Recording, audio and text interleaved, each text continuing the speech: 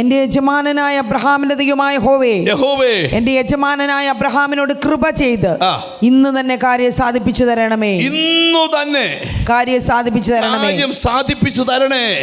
ചിലരോട് ദൈവാത്മാ പറയാം, മണിക്കൂറുകൾക്കകം നിന്റെ കാര്യം ദൈവം സാധിപ്പിച്ചു തരും.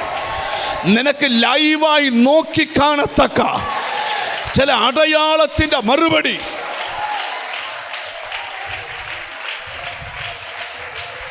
നിങ്ങൾ എന്നെ നോക്കി.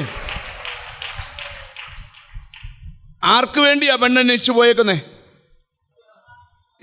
ഇസഹാക്ക് ഇപ്പൊ എന്തിയേ? ടൂർണമെന്റിന് പോയേക്കുവാന്നോ? പറ. ഇസഹാക്ക് എവിടാ? ക്ലബിലാണോ? അല്ല, ഇസഹാക്ക് വെളിമ്പ്രദേശത്ത് ധ്യാനിച്ചുകൊണ്ടിരിക്കുക.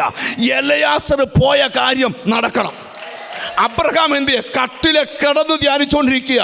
എൻ്റെ വീട്ടിൽ വരേണ്ട നന്മ എൻ്റെ വീട്ടിൽ വരണം. എൻ്റെ മിണ്ടുന്നില്ല.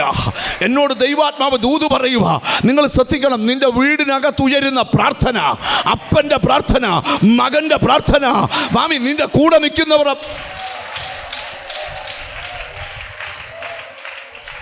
അങ്ങനെ ഇരിക്കുമ്പോൾ ഒരു പെങ്കൊച്ച് വെള്ളം കോരാൻ വരുന്നു. അവളോട് പറഞ്ഞു, എനിക്ക് വെള്ളം വേണം. അപ്പൊ അവള് പറയാ, യജമാനെ കുടിച്ചാട്ടെ. ഒട്ടകങ്ങൾക്കൂടെ. ഒട്ടകം എന്തോരു വെള്ളം കുടിക്കുന്നറിയോ? സ്തോത്രം. ഇവക്ക് കോരാൻ മടിയില്ല. അന്നേരം എലയാസർ പറയുന്ന വാക്കാ, യഹോവ എൻ്റെ യാത്ര സഫലമാക്കിയോ ഇല്ലയോ എന്നറിയേണ്ടതിന് മിണ്ടാതിരുന്നു. ഞാൻ ഒരു വെളിപ്പാടൂടെ പറയുക, ചില കാര്യത്തിൽ മൗനത പാലിച്ചു.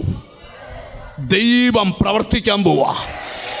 ബൈബിളിൽ വാക്യമുണ്ട്, ദൈവത്തിന് യഹോവ നിങ്ങൾക്ക് വേണ്ടി യുദ്ധം ചെയ്യും, നിങ്ങൾ മിണ്ടാതിരിപ്പീൻ. ഒരാമയും പറഞ്ഞാട്ട്. എന്നോട് ദൈവാത്മാ പറയും, ഈ ദിവസങ്ങളിൽ ചില കാര്യത്തിൽ മൗനമായിരുന്നു.